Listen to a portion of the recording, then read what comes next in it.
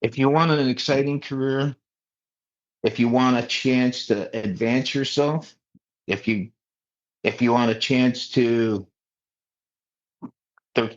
travel, there's so many different aspects to this trade. I know guys that worked in Australia, Singapore, all over the world, all over the globe. And if that's what you want, it's there for the taking. All you have to do is apply yourself, right? Yeah. And there's not many jobs that I know of that offer that, right? Hello, and welcome to the Elevator Careers Podcast, sponsored by the Allred Group. I am your host, Matt Allred. In this podcast, we talk to the people whose lives and careers are dedicated to the vertical transportation industry to inform and share lessons learned, building upon the foundation of those who have gone before to inspire the next generation of elevator careers. When talent is mission critical, call the Allred Group. With industry expertise, top talent, and exceptional customer service, you need the Allred Group on your side. Your priority is their priority. Call now, 404-890-0445. In a world of rapidly changing technology, some professions remain timeless. And today we're diving into the fascinating world of elevator mechanics with a true industry veteran. Meet Jim Lembesis, a professional who spent 46 years mastering vertical transportation. From working alongside sports legends at the United Center to installing elevators in Chicago's iconic Trump Tower. With a career spanning construction, maintenance, and modernization, Jim's journey is a testament to passion, continuous learning, and the incredible opportunities hidden in skilled trades. Get ready for an inspiring conversation about innovation, mentorship, and why some professionals never want to retire. Jim, welcome to the show. Thanks for having me, Matt. Glad to be here. Thank you. I'm excited. It's always a pleasure to talk to you, and I'm excited to have you on the show today. Thank you. Looking forward to this. Thank you, and especially after a hard work, a hard day of work, right? I mean, Yes. you've been at it. Yes, absolutely. Probably started super early in the morning, right? My day starts at 3 a.m. Oh my. Yeah. Wow. No complaints. Yeah. Well, and you said you've been at this 46 years. Going on 46 years. Yes. That's a little while. So how did you get started in the first place? My father was an elevator mechanic. Okay. And I followed in his footsteps getting into the trade. Did you ever say to yourself, heck no, there's no way I'm going to be doing what my dad did? No, not really. As a little kid, you heard all the stories, and when he would get together with other elevator guys, I kind of knew that's what I wanted to do. Cool. Very cool. Yeah. So from an early age, did he get to take you to work sometimes, or did you? My older brothers, not me as much. Okay. Yeah. But you had enough exposure that you're like, all right. Oh yeah, absolutely. Absolutely. Yeah. How old were you when you actually got in? I was 18 years old, right out of high school. Right on. Never looked back. You've never said, man, I wish I'd have done something else. No. To be honest with you, I had a scholarship to be an engineer, and I bypassed that to do this. Okay. But this is what I wanted to do, and yeah, no regrets. Well, in a way, you are an engineer, right? You're engineering vertical transportation. Absolutely, every single day. Yeah. Every single day, we have to make the elevator fit in an existing building, and that's not easy. Yeah. Even after you started, I'm sure there were hard days, and especially as an apprentice, or did you ever wonder what you gotten into, and a little bit at first, because it was overwhelming. Oh, sure. Walking in, overwhelming, and you're tall buildings, and you're wondering if you're ever going to be able to succeed in it, right? Right. And the more I worked at it, and the more I learned, that just erased out of my mind. Yeah. What was it that first really clicked that you were like, oh yeah, this is it? Well, I knew tools and stuff like that before I got in the trade. Mm-hmm. So that part was easy for me. It was being able to take direction and follow through, because that's the biggest thing as a young constructor Yeah. is to be able to follow through. And somebody tells you to do something, and they can put their I can't think of the word, when they know that you can perform the duty that they've asked you to do, and then you Okay. follow through, and it's like you didn't get many pats on the back with the old timers, but when Right. they gave you one, it felt good. You know what I mean? Yeah, well, I'm sure that especially as they give you that nod, like, all right, hey, you came through for me, you did what I needed to do. I mean, that's got to be huge, right? And just Oh building your yeah, confidence that okay, absolutely, okay, exactly. very cool. Who were some of your your mentors, maybe your mechanic that you felt like really believed in you and really helped you get to where you needed to be? There's a gentleman by the name of Ed Rudag. He's been doing this 63 years. He's still active. Oh wow. He's 83 years old, and he's still an elevator mechanic. But that was probably my first guy, and he ended up. He was actually my father's apprentice back in the 50s. Wow. so Okay. so that was my first mentor, and he was like the top guy back in the day, and he took me in and he showed me things, and I was able to keep up with what he was teaching me, Yeah. and it just blossomed from there. That's So, awesome. That's yeah. amazing. What were some of your maybe hard lessons? Were there some things that were like difficult to learn or maybe, you know, Well, painful in the the process? electrical part was hard for me because I Hmm. didn't have no background whatsoever on that. Right. The building the components and stuff like that, I was able to perform pretty easily. Not easily. I don't want to make that sound arrogant or nothing, but I A was little more able to intuitive, grasp it. maybe. Yeah, I was able to grasp it and perform that part of it. Hmm. The electrical took more time for me to get comfortable with. You know what I'm Yeah. saying? Yeah. Well, in a way, it's kind of kind of invisible, right? And if you get it just wrong, it's going to light you up. I mean, Yeah, there's absolutely. some hidden danger there, and make that Yes, contact. yes. And Yeah. it's not so much that, it's just making all the apparatuses work For sure. electrically. Yeah. Build it, you got to build it, and then electrically, you got to get it to work. You know what I'm saying? Well, yeah. And if you go frying a controller board or something, I mean, that's a big deal. Yes. Yeah. So, what was That's your fine. like your progression through the trade? My progression through the trade was I was an apprentice. Back then, we called them helpers. They weren't Hmm. called apprentices. And I was a helper for the minimum of 4 years, which was Hmm. the standard back then. Hmm. And then I was on a big project, and they needed guys that know how to that were certified welders. Okay. So I was very good at that part, and so they put you on a temporary mechanic. Okay. Temporary mechanic gets the pay of a mechanic. He performs all the duties of a mechanic, but I was just there to strictly weld. So Okay. walking beams and welding brackets and things to that nature.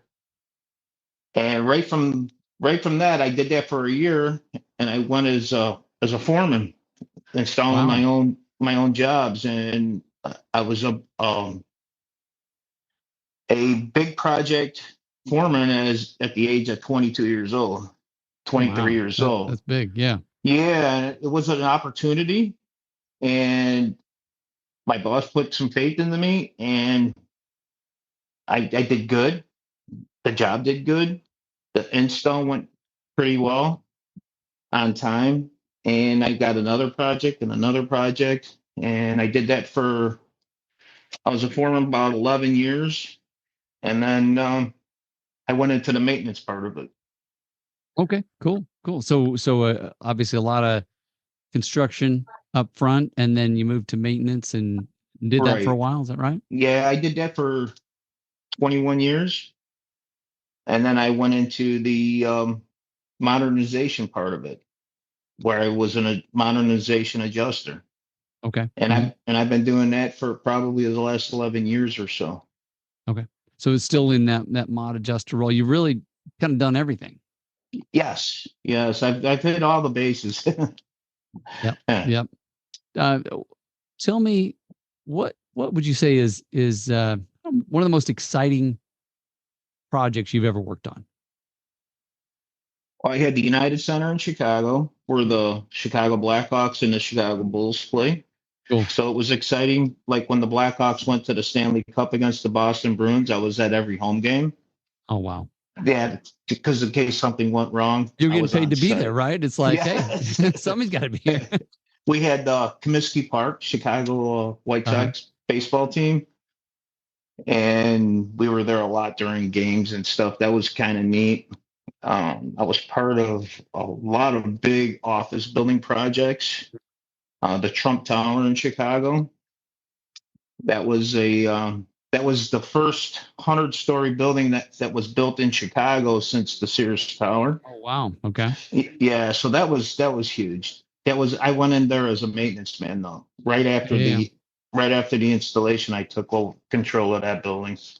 Very cool. Very well. In a lot of ways, you kind of got a backstage pass, right? You get to see everything that's going on. I mean, Oh yeah, there's kind of no place you can't go in there because you got to make sure that it's gonna yeah, it's gonna do its thing. absolutely, Yeah. absolutely. Sometimes you're rubbing elbows with movie stars and music performers that you'd never think about before. Hey everyone, thank you for listening. This is Matt with a brief message from our sponsor. The Allred Group has been recruiting elevator industry talent for over 14 years. If you are looking to grow your business and hire great people, contact the Allred Group at allredgroup.com. That's ALLREDGROUP.com and talk with Matt and his team about how they can assist you. And now, back to the show. So you told me a little bit about being at the United Center, rubbing shoulders with sports heroes. So what was that like? Yes, that was a blast. I mean, like I was telling you, Michael Jordan scored 35 points in a game, and the next morning we're razzing him as he's going in for practice at the United Center. Then he couldn't score more than 35. But he was a good sport. He was very good sport about it. We would go back and forth, put it that way. No, that's awesome. I mean, just that you had that opportunity Absolutely. that you were there and could get to know him a little bit and Yeah, harass him. especially parking my little service van next to their $150,000 vehicle. Oh, sure. And I always say, "Don't scratch my truck." Right. That's amazing. Yeah, it's just that's something I hadn't really thought of is Yeah, that again back to the backstage pass, right? You're gonna be there when no one else is probably working on it and get right. to know the team, get to Well, they see your face, and once they see your yeah face over and over again, the small talk starts. You know what I mean? Like good morning and stuff like that, and then next thing you're having a conversation, and that's kind of neat. yeah. It's not an experience I've ever had, and that most Yeah, people would probably get yeah, right. because you're in those important places, and it's like And they know that, and they yeah they know you're important. You're part of the building. You know what I right. mean? Yep. So it's really neat. Yeah. Well, and if the elevator acts up, he'd probably razz you a little bit about it Oh too. yeah, Like, what's going on? my elevators don't act up. Exactly. Yeah. No, it's good. That's good. I'm sure you're on it. Um, what would you say? I mean, you talked about the gentleman that's in his 80s still doing this work. What is it that drives elevator mechanics? Not all of them, right? But a lot of them to stay and do the work. I know a guy in his 90s. I asked him if he's ever going to retire. He's Wow. like, I don't want to retire. What what No, what what is that from what you see? it's just the love of being around the guys, the being good at what you do. Once Mhm. you get good at what you do, and nobody's ever great, but everybody, you can be good at what you do, and then you're teaching younger guys, Mhm. and everybody kind of looks up to you for the knowledge. You know what I Mhm. mean? Mhm. I think that kind of keeps you going. Like, hey, I'm having a problem. Can you help me fix it? Either it's on the telephone. or you Sure. go to that job site and help that person in person, that kind of keeps you going. You know what I mean? Yeah. Well, and I mean, in 46 years, you've probably seen a few problems that you're like, you know what, I can help you with that because Absolutely. I've I've seen it. worked on that. Yeah. Yeah. Yeah, And and absolutely. and honestly, there aren't that many people throughout the world that they could call except people like you. They're like, hey, you've been on this. I need your help.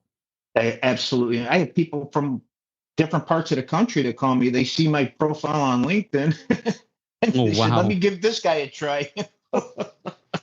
I'm trying to work Honestly, on an elevator here in Mobile, Alabama, yeah, and I yeah, looked and you that up. happens. That happens. And it's a guy from Miami, and it's I had a guy in the Bahamas call me, and the company was thrown out of a hotel that was under construction, just getting up Wow. in a resort. And I helped them through the whole process of getting those cars ready to for public use. Yeah. And I had a standing invitation to go to that hotel whenever I wanted. I never took them up on it, but it was funny. I said, no, we're That's just here to help each other. You know what I'm saying? no, it's amazing. I mean, even if you did take them up on it, it probably Yeah, just build the relationship. It's like, oh hey, sure, come sure. look me up when you're in Chicago, But right? I mean, he's called me after that running into problems and stuff. So it's good. It's good. It makes you feel good when you can help somebody, right? yeah, yeah, Somebody that's yeah. struggling and trying to find the answer. And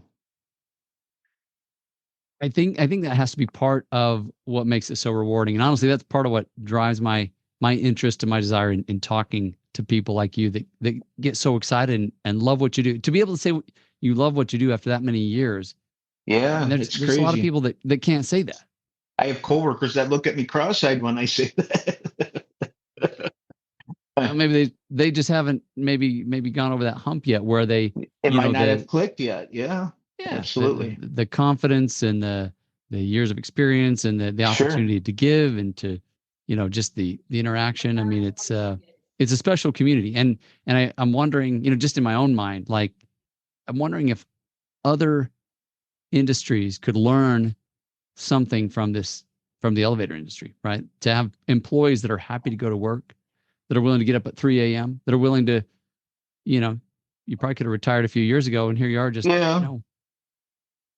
When it's time, I will, but I don't know when that time's going to be. yeah, yeah, no hurry, right? Right. Yeah. Right. So, what would you say you love the most? I mean, you brought up a few people, sorry, a few things. What what do you love the most about the work you do? The most I love about the elevator industry is the constant changing of technology, Mm-hmm.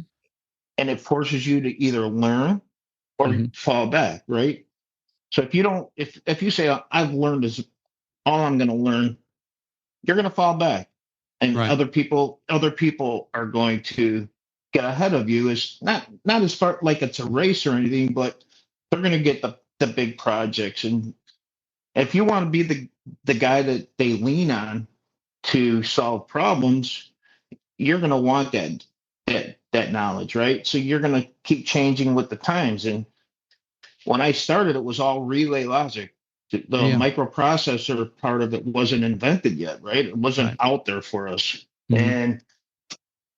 And then when that came on board, I said, "Oh, I think I could do this," and Mm-hmm. I learned my way around it. And so the knowledge thing is to me is number one.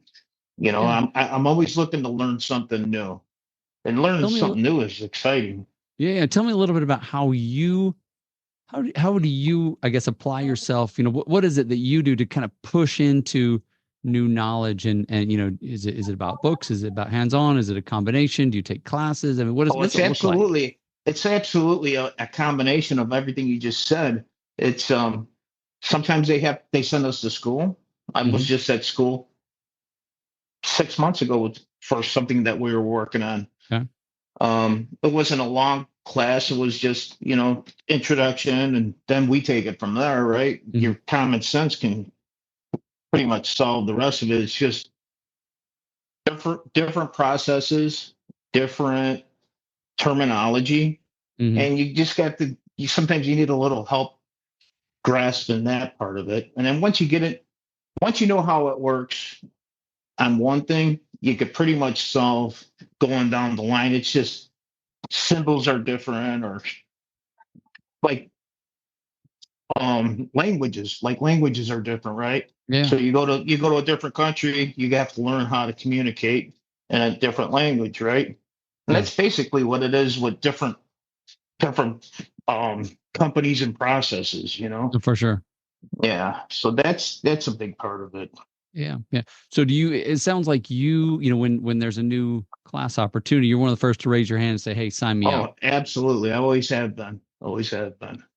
Yeah, I think that's awesome that you're hungry for that knowledge, because I do know people that sometimes it's like, oh my gosh, if I have to learn one more thing, right? Why That's can't I just exactly it. stick with the old way? Why can't I just stay with what I know? And isn't that good enough? And then it's easy to fall Uh, behind.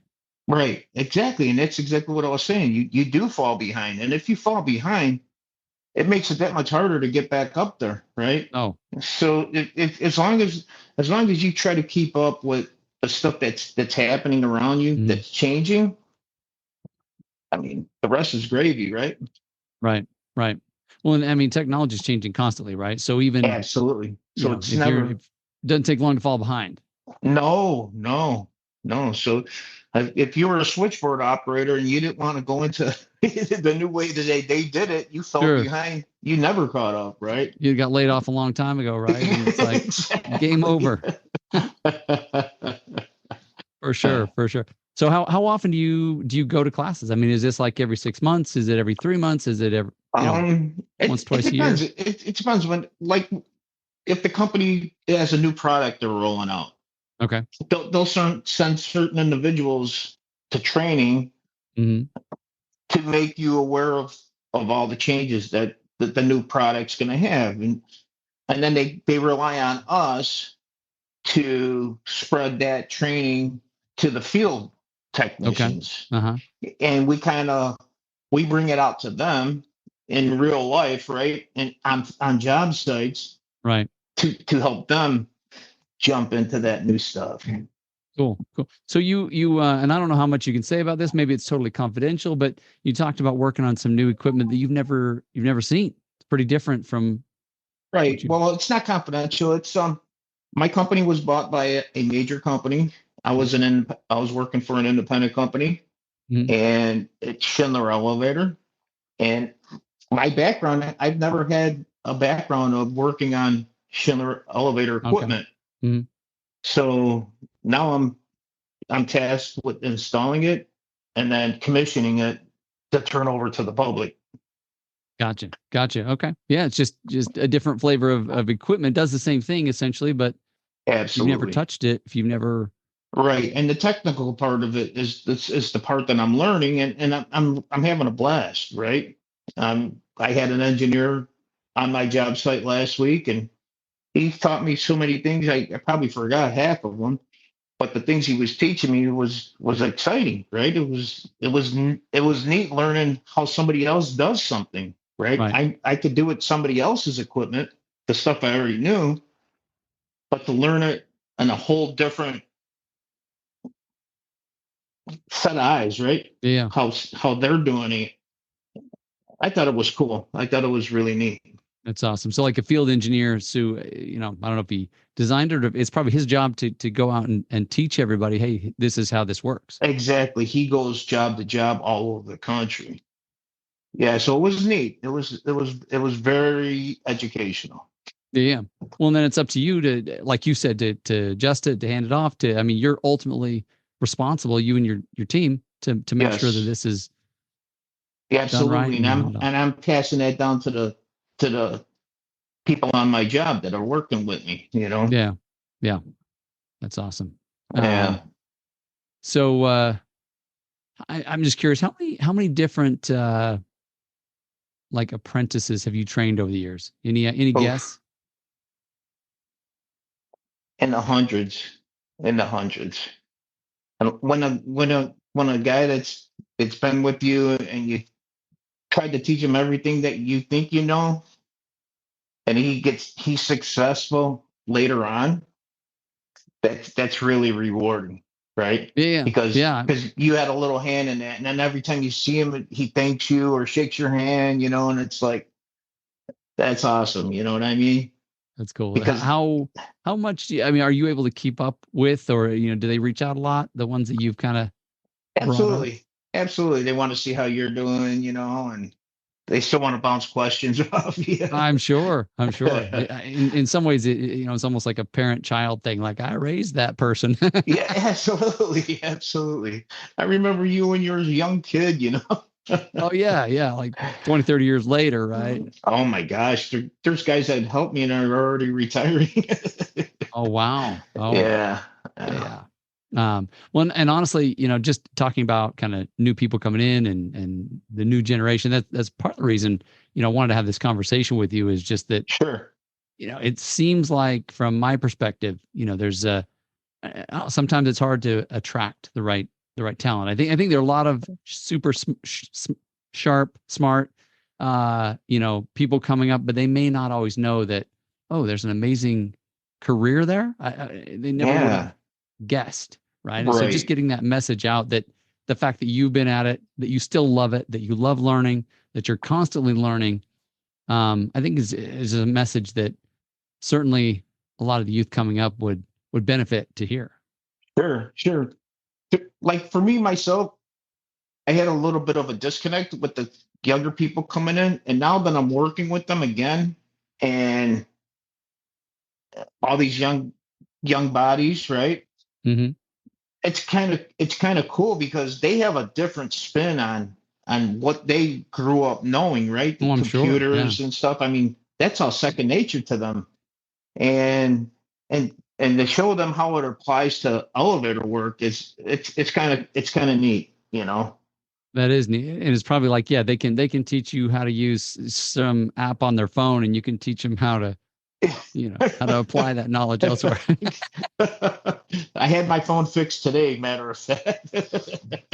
Well, I have to go to my 16-year-old to get help with my phone all the time, right? Which is a Exactly. little, It's just a whole different breed of guys or technicians coming in, and yeah, they got the computer part down, and now I'm trying to teach them the mechanical part, right? sure, They'll catch on to the computer part without a problem, for sure. but they still have to know how the gears mesh. You know what I'm saying? Well, and the safety, right? Maybe they haven't been Absolutely. exposed to some of the Right. risks of whatever heights, pinch Sure. points, enclosed Oh spaces. yeah. I mean, I'm sure that's a whole new world for them. Yeah. Exactly. And that's how you got to reel them in a little bit, and so they don't get too far ahead, and they learn that part first and Yep. foremost. Absolutely, absolutely. Well, Jim, we're getting kind of close, to on our time here. But last question I want to ask you is, kind of talking about the new generation coming in. What advice would you give to somebody who's maybe thinking about the industry, or maybe they're just starting out? What would you say to them?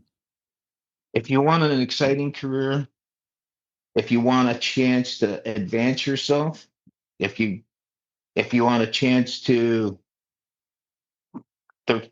travel, there's so many different aspects to this trade. I know guys that worked in Australia, Singapore, all over the world, all over the globe. And if that's what you want, it's there for the taking. All you have to do is apply yourself, right? Yeah, And there's not many jobs that I know of that offer that, right? absolutely. Yeah, and I've talked to people kind of the same way, right? Once you learn your trade, Yeah, you can write your ticket so many different directions.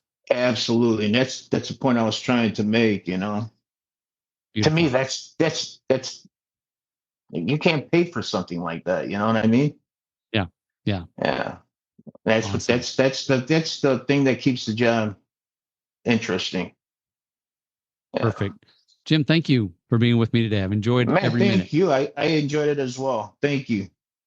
You bet. Good luck to you and stay safe out there. You as well. Thanks, buddy. Thanks. Thank you for listening to the Elevator Careers Podcast, sponsored by the Allred Group. a leader in elevator industry recruiting. Please visit our YouTube channel at Elevator Careers or check us out online at elevatorcareers.net. Please like and subscribe, and until next time, stay safe.